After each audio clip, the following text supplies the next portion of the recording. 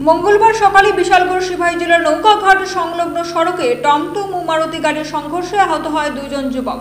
পরবর্তী সময়ে অগ্নি নির্বাপক দপ্তরের কর্মীরা খবর পেয়ে আহতদের উদ্ধার করে মহকুমা হাসপাতালে নিয়ে যায়। মুহূর্তের মধ্যে ঘটনাস্থলের দুপাশে কিছুক্ষণের জন্য যান চলাচল স্তব্ধ হয়ে যায়। অভিযোগ, দুর্ঘটনার খবর পাওয়া সত্ত্বেও ঘটনাস্থলে দেখা যায়নি পুলিশ প্রশাসনের। যান সন্ত্রাসের হার রুখতে ব্যর্থ বিশালগড় থানার পুলিশ। মাসের শেষে বাঁকা পথে অর্থ কামাইয়ের জন্য রাস্তায় বসে পড়েন পুলিশ প্রশাসনের কর্মীরা বলে অভিযোগ স্থানীয়দের।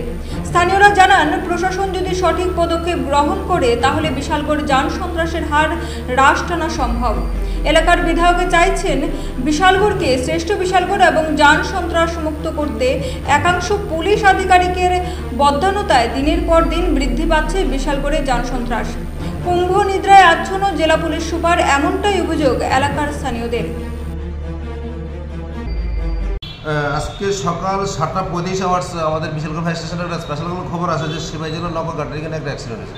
তো খবর পাওয়ার সঙ্গে সঙ্গে আমাদের স্টাফ যায়, গিয়ে দেখলো যে একটা কারের নাম্বার হলো TR01BG এবং 0763। পাশাপাশি একটা ইলেকট্রনিক অটো TR033 4340 নম্বরের দুইটা গাড়ি মুখোমুখি সংঘর্ষ হয়। তো এখানে দুজন ইনজুরি পারসন পাওয়া গেছে, আমরা স্টাফে নিয়ে আনলো।